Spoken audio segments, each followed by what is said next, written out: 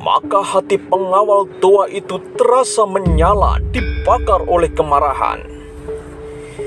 Ia sudah mengambil keputusan untuk melawan sampai mati, seperti serangga menjelang api. Tetapi ketika ia akan bangkit dan melawan dengan mengamuk sejadi-jadinya, tiba-tiba terasa hawa yang hangat mengalir dalam tubuh Mahesa Jenar. Mahesa Jenar terkejut, tetapi ia tetap menahan dirinya. Hawa yang hangat itu ternyata mengalir semakin deras dan bahkan hampir mencapai titik panas tubuh yang wajar. Timbullah berbagai pertanyaan dalam dirinya. Apakah yang akan terjadi dengan Mahesa Jenar ini? Sebentar kemudian bahkan panas itu dengan cepat naik melampaui batas panas tubuh yang biasa. Hal ini menjadikan pengawal tua itu semakin bingung.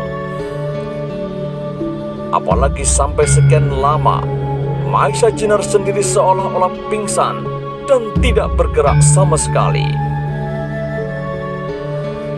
Memang Mahesa Jenar pada saat itu sedang kehilangan tenaga.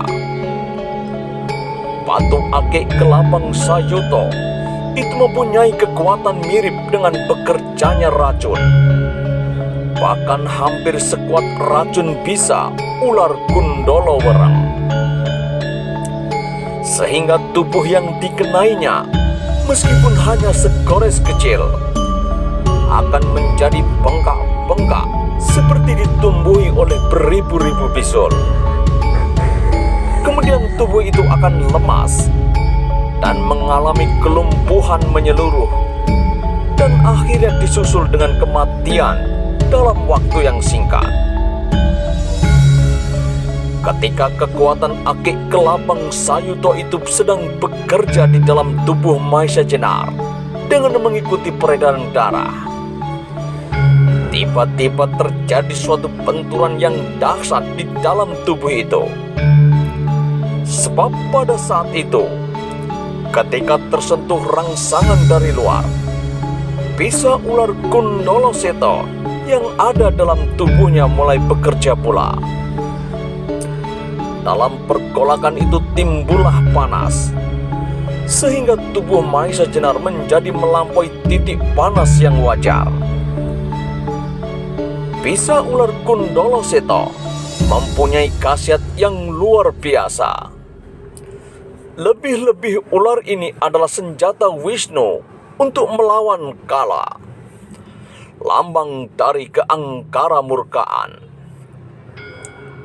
Maka sedikit demi sedikit bisa ular Gundolo Seto yang memang sudah ada di dalam tubuh Mahesa Jenar itu mendesak lawannya, menawar racun akik kelabang Sayuto.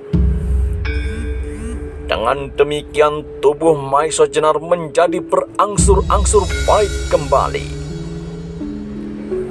Meskipun demikian, Mahesa Jenar adalah orang yang cerdik. Ia tidak segera menunjukkan keadaan itu. Sebab apabila sampai diketahui bahwa ia berangsur-angsur baik, tidak mustahil Lowo Ijo akan segera bertindak membinasakannya sekaligus. Dalam hal yang demikian, ia masih saja berpura-pura tidak sadarkan diri dan membiarkan tubuhnya ditahan oleh pengawal tua itu. Lowo Ijo dengan dadanya menengadah memandang tubuh Mahesa Jenar. Matanya memancarkan kepuasan hatinya. Ia tertawa berkepanjangan sampai Joko Soko membentaknya. "Hei, kelawar hijau busuk, jangan kau tertawa yang demikian. Aku bisa jadi pening mendengar suaramu yang memuakkan itu." Tetapi Lowo Ijo sama sekali tak mendengarkannya. ia sedang menikmati kemenangannya. Soko, lihatlah. Orang ini yang diagung-agungkan oleh prajurit Demak. Di sini ia menjumpai kematiannya sedemikian nistanya, dan tak seorang pun akan sempat menguburnya. Apalagi dengan suatu upacara keprajuritan diiringi dengan tanggul-tunggul dan panji-panji. Sebab orang-orang lain pun segera akan mengalami nasib yang sama karena tanganmu, kata Lowo Ijo. Joko Suko merasa diperingatkan akan tugasnya. Segera ia pun tersenyum aneh, sedangkan matanya yang redup membayangkan tuntutan maut. Bagus Lowo Ijo, kita akan sama-sama menikmati kemenangan, dan tak seorang pun dapat menahan aku membawa gadis cantik ini pulang ke Nusa Kambangan, jawab Joko Sotoko. Tetapi sebentar kemudian, kepuasan mereka dipecahkan oleh suatu kenyataan yang sangat aneh bagi Lowo Ijo. Tak pernah seorang pun yang dapat melepaskan diri dari kematian apabila tubuhnya tergores sedikit saja oleh kelabang sayuto. Tetapi apa yang disaksikan sekarang adalah sama sekali tidak masuk akal. Demikianlah ketika Maiso Jenar merasa bahwa tubuhnya telah pulih kembali. Segera dengan kecepatan gerak laksana kilat menyambar, ia meloncat, dan tahu-tahu ia sudah berdiri di hadapan Lowo Ijo.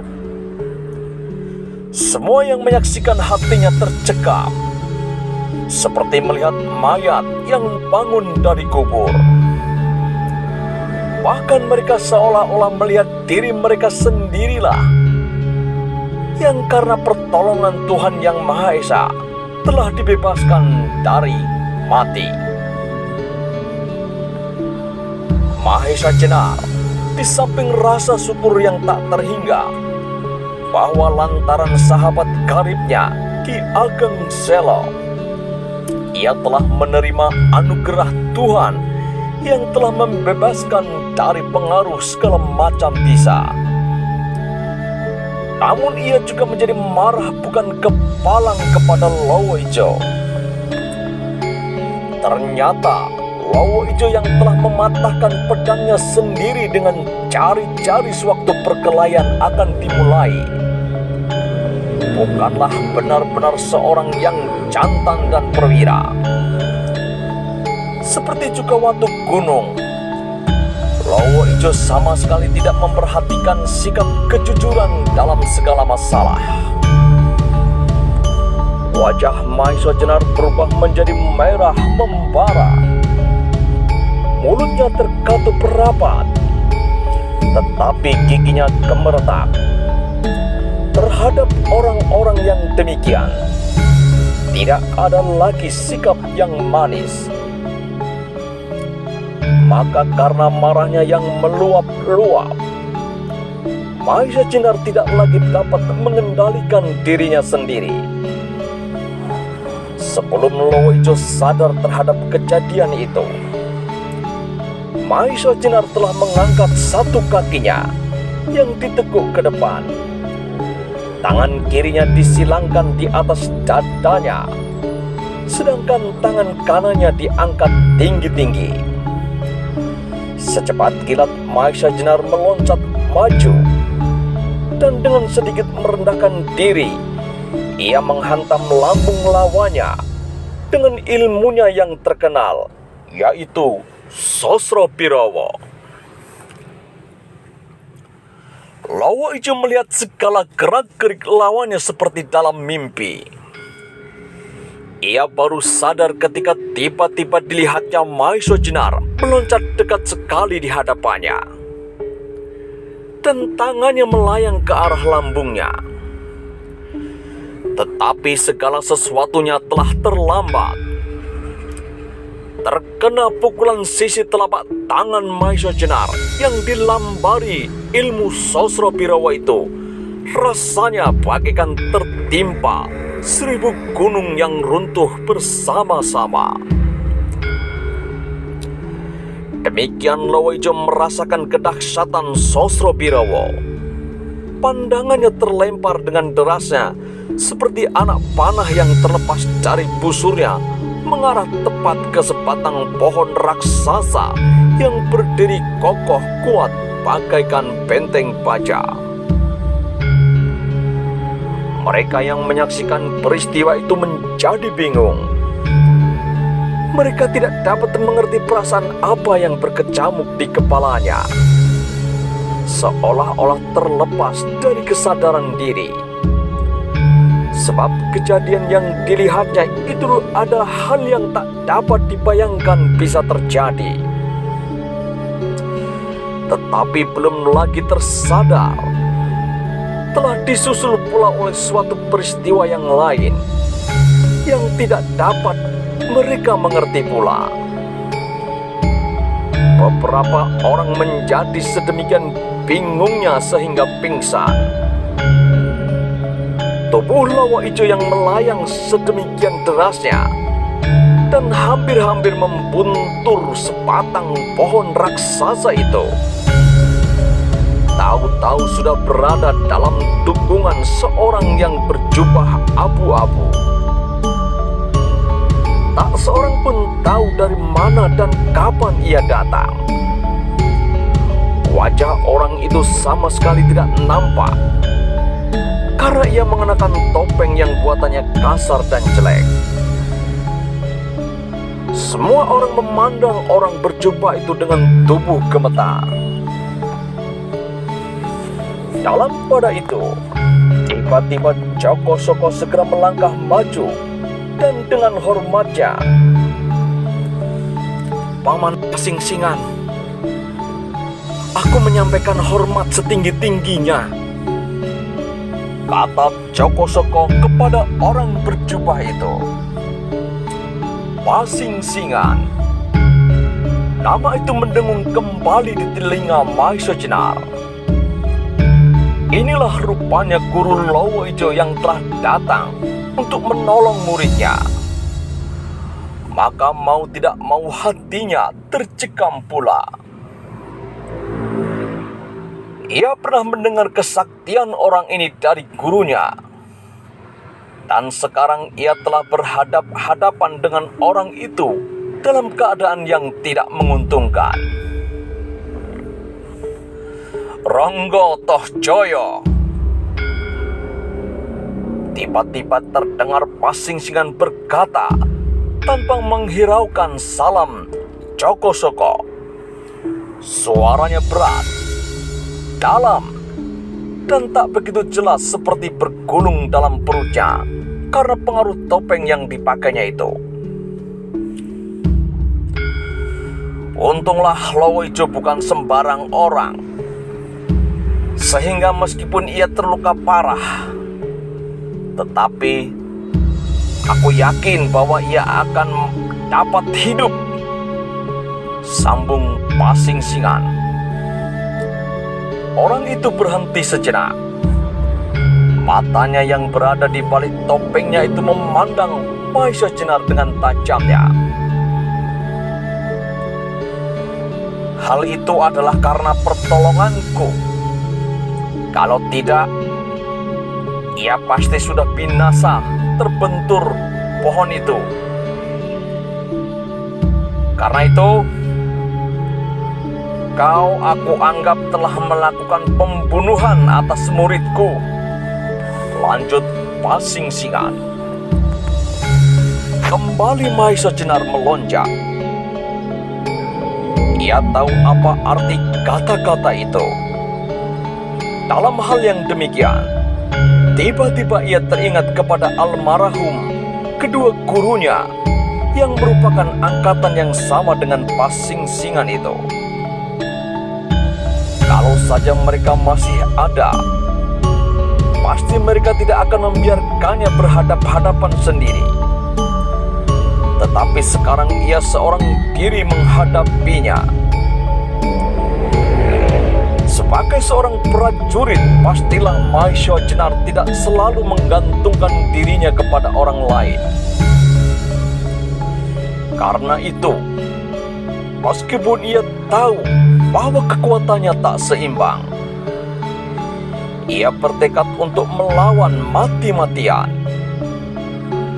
Maka segera kembali ia memusatkan pikiran, mengatur jalan pernafasan, dan mengumpulkan segala tenaganya pada sisi telapak tangannya, meskipun ia belum bersikap. Tiba-tiba terdengarlah pasing-singan mendengus lewat hidungnya.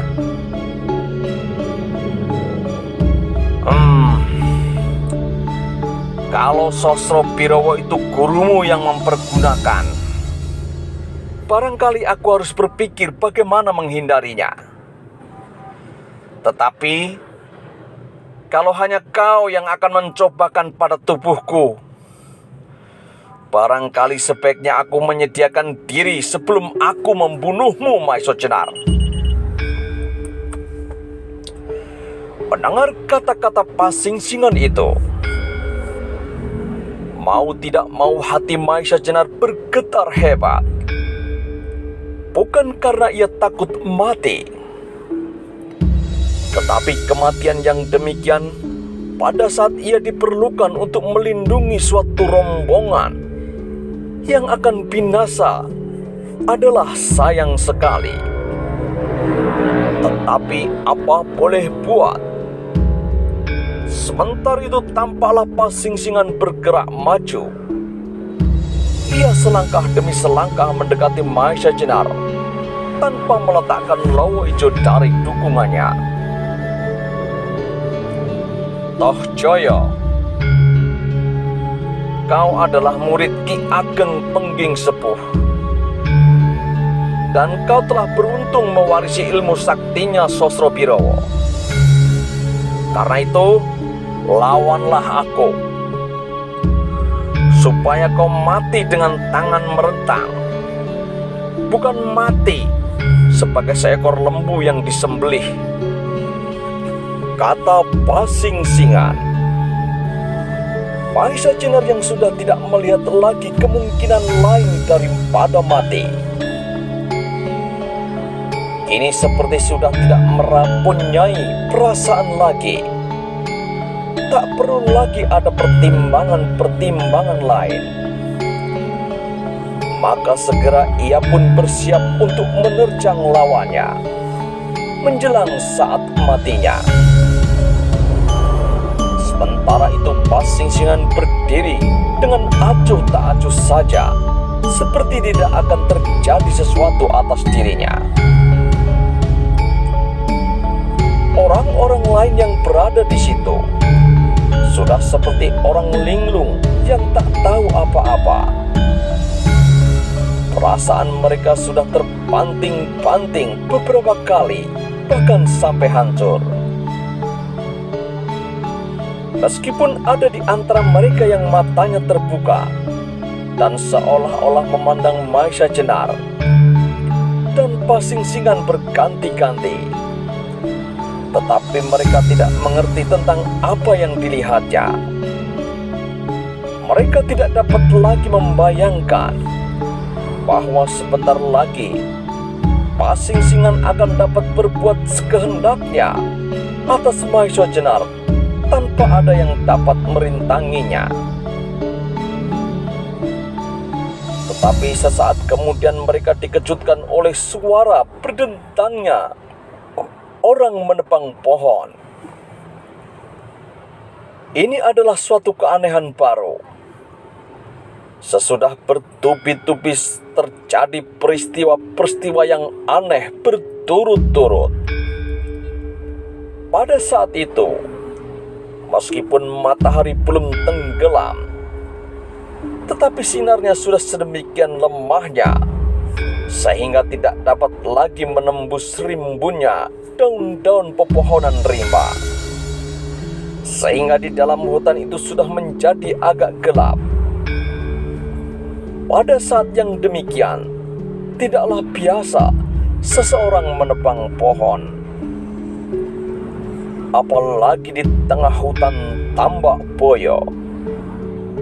Orang-orang yang mencari kayu, baik kayu bakar maupun untuk perumahan, tidak akan menebang kayu di tengah rimba yang demikian lebatnya.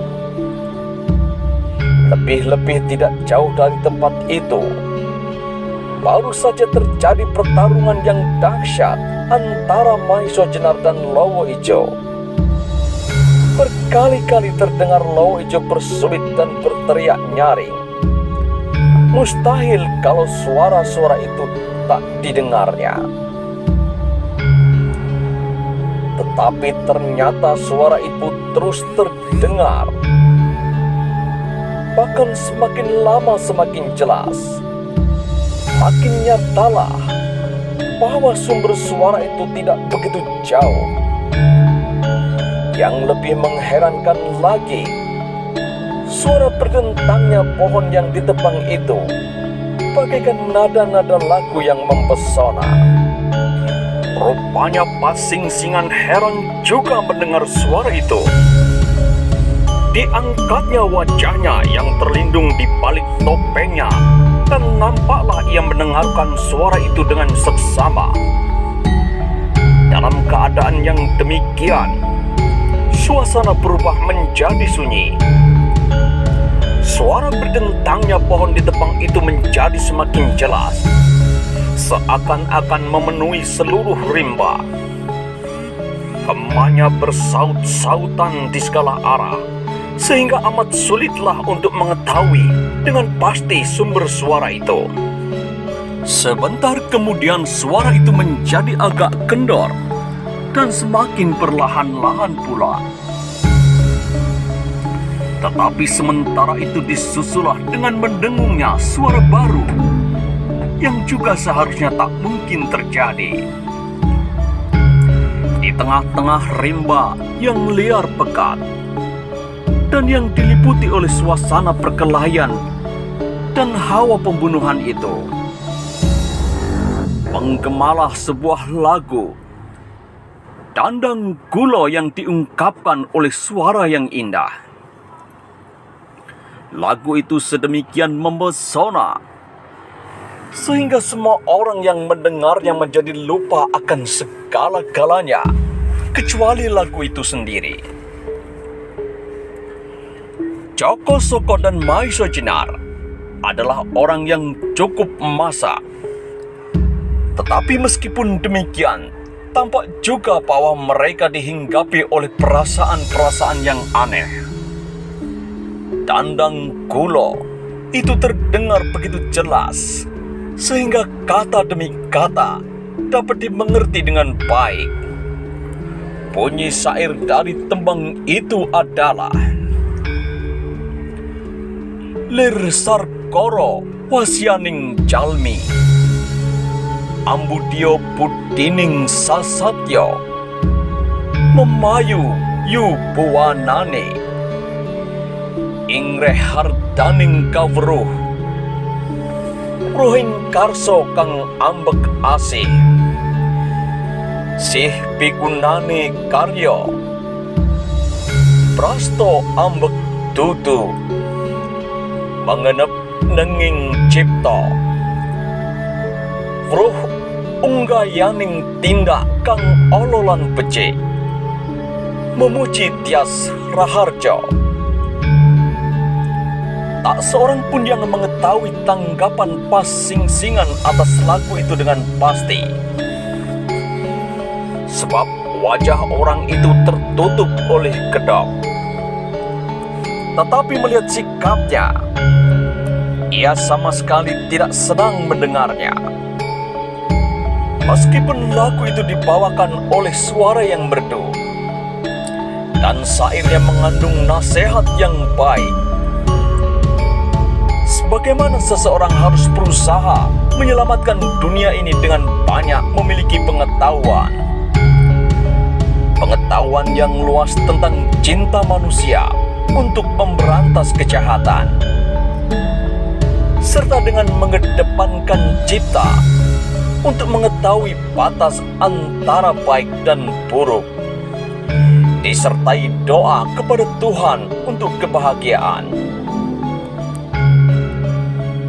Kemudian malahan Pasingsingan menjadi gelisah ketika ia mendengar lagu itu diulang kembali.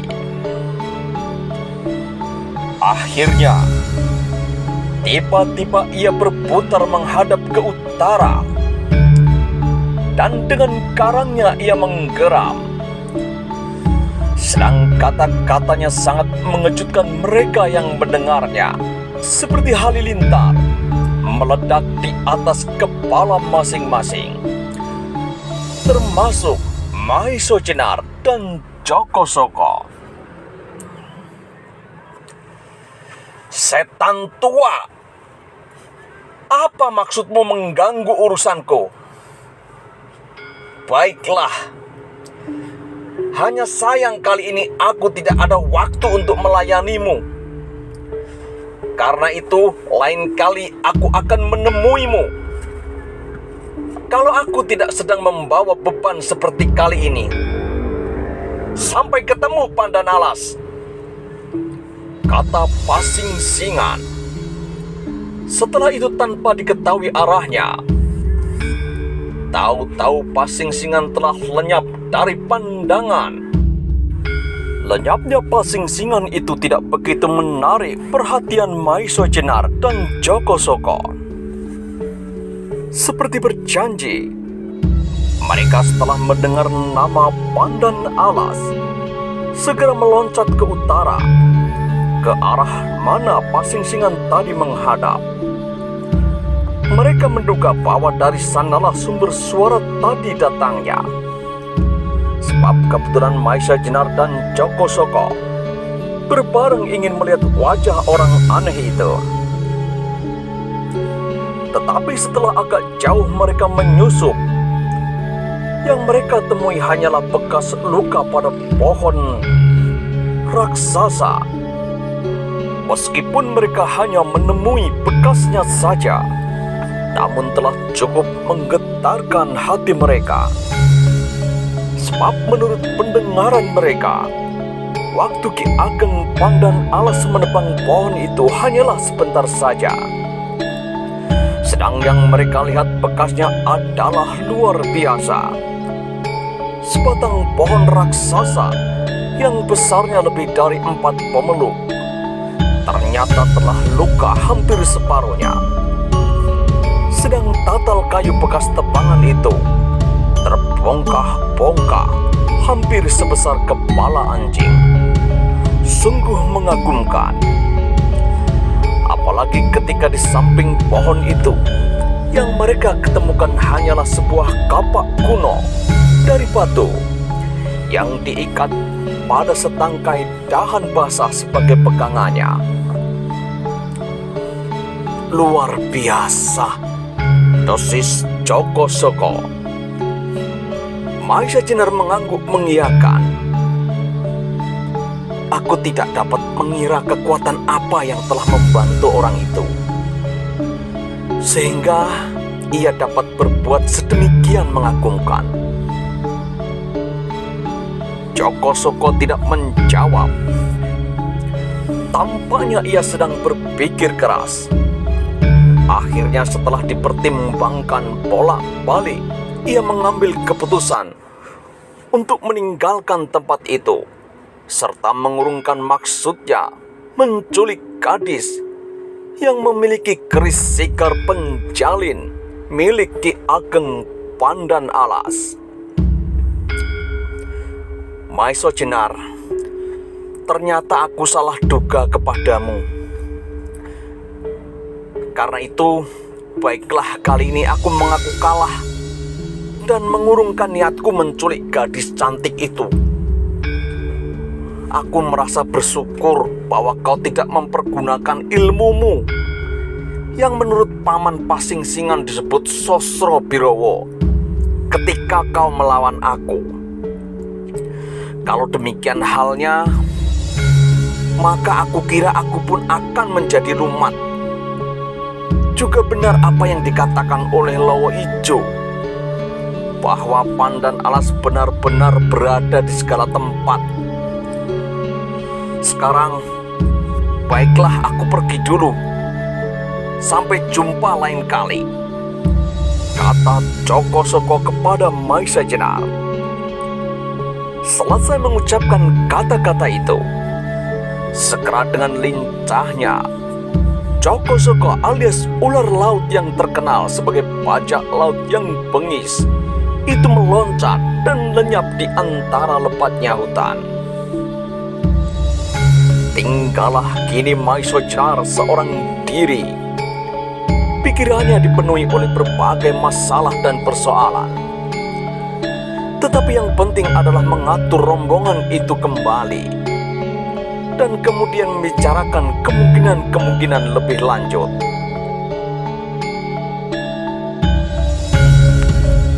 Bagaimanakah kisah selanjutnya? Temukan jawabannya di episode selanjutnya. Jangan lupa untuk like, komen, dan subscribe.